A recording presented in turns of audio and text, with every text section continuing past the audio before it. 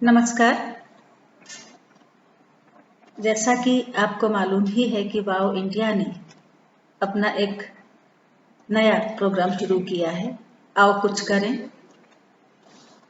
जिसमें हमने अपने वॉलंटियर्स से, अपने मेंबर्स से रिक्वेस्ट किया कि ये जो पीछे लॉकडाउन का समय बीता है, इसमें जो भी कुछ उन्होंने काम किए हैं, किसी ने अपनी हॉबीज को परस्यू किया है, ज्यादातर लोगों ने अपनी हॉबीज को परस्यू किया है, तो उनकी वीडियो रिकॉर्डिंग हमें बना के दें। क्योंकि एक तरफ जहां लोग इस लॉकडाउन के चलते डिप्रेशन के शिकार हो गए, एंजाइटी के शिकार हो गए, वहीं हमारी वाओ इंडिया की जो मेंबर्स हैं, उनकी जो वॉलंटियर्स हैं, वो इस सबसे अछूती रही, क्योंकि उन्होंने अपने आप को किसी ना किसी पॉजिटिव और क्रिएटिव काम में लगा के रखा।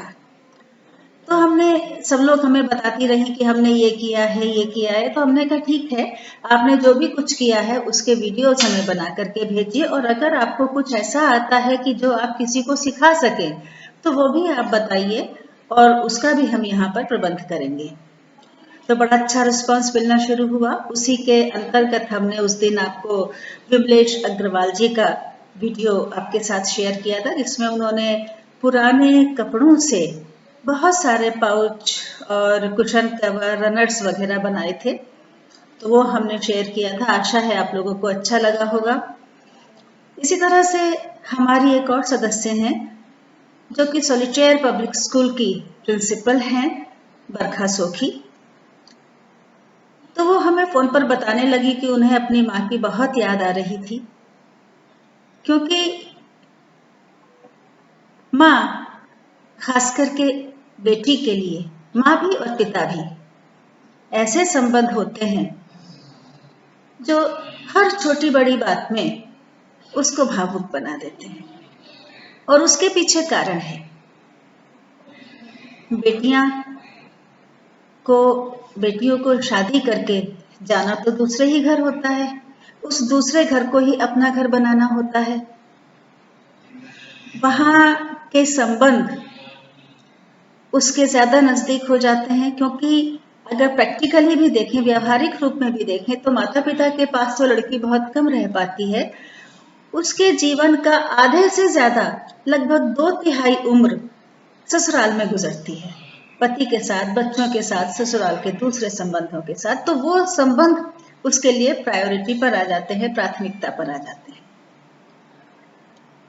उसको उन संबंधों पर ध्यान देना है, अपने परिवार पर ध्यान देना है, जो कि उसके पति, उसके बच्चे और जो दूसरे लोग उसके ससुराल के उसके साथ में हैं, वही लोग उसके माता पिता बन जाते हैं, बहन भाई बन जाते हैं। अपने माता पिता से, अपने बहन भाइयों से उसका मिलना अवसर पर ही हो पाता है, और वहां पर भी अधिकांश में तो यह होता है कि कुछ समय रह लिए माता पिता के पास, उसके बाद फिर लगने लगता है कि अरे, वहां हमारे घर में सब लोग इंतजार कर रहे होंगे, हमें चलना चाहिए। कहने का मतलब कि वो जो दूसरा घर जिसे हम कहेंगे, जो उसकी ससुराल होती है, वो उसके लिए अपना घर हो जाता है, और माता पिता किसी सीमा तक पीछे छूट जाते हैं। लेकिन जैसा अभी बताया कि मौके मौके पर वो यादें, उनसे जुड़ी यादें बेटी को भावुक बना जाती हैं। तो ऐसे ही कुछ बातें बरखा जी हमारे साथ शेयर कर रही थी, हमसे कर रही थी। फिर उन्होंने कहा कि उन्होंने एक कविता लिखी है माँ के ऊपर। तो हमने कहा आप हमें लिखकर मत भेजिए, आप हमें इसका वीडियो बनाकर भेजिए, तो हम उसे अपने YouTube चैनल पर सबके साथ शेयर करेंगे। तो उन्होंने एक बड़ी प्यारी सी कविता का वीडियो बनाकर भेजा है, जो आज हम आपके साथ शेयर करने जा रहे हैं। आप भी सुनिए।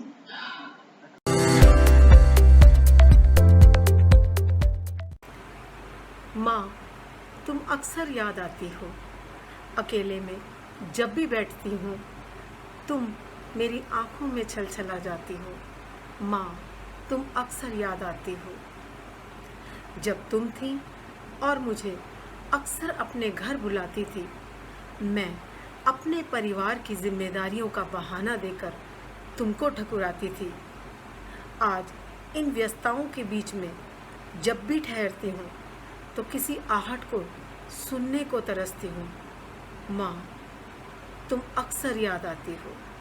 अकेले में जब भी बैठती हूँ तुम मेरी आंखों में छलक जाती हो। माँ, तुम अक्सर याद आती हो। रूंधी आंखों से कविताएं तो लिखती हूँ मगर तुम्हें नहीं सुना पाती हूँ, बस कसमसा कर रह जाती हूँ। माँ, तुम अक्सर याद आती हो।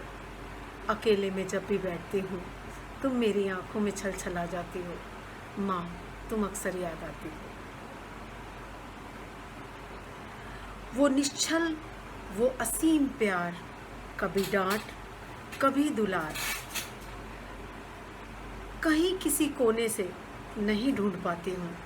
माँ, तुम मुझे अक्सर याद आती हो। मेरा रूठना, तुम्हारा मनाना, बिना खाए न सोने देना, आज सबको देख बेपरवाह तुम सपनों में मुझे मनाती हो। माँ, तुम अक्सर याद आती हो। अकेले में जब भी बैठती हूँ इन आँखों से छलछला जाती हो। माँ, तुम अक्सर याद आती हो। तो देखा आपने कितनी खूबसूरती से अपनी भावनाओं का शब्द चित्र बरखा जी ने उकेरा है, यहाँ प्रस्तुत किया कि अपनी व्यस्तताओं के चलते नहीं ध्यान दे पाते जिस माँ पर, उसकी याद जब जब आती है तो मन वास्तव में बेचैन हो उठता है। बहुत सुंदर रचना बरखा जी की। अगली बार ऐसे ही एक और वीडियो के साथ आपसे मिलेंगे। तब तक के लिए नमस्कार और धन्यवाद।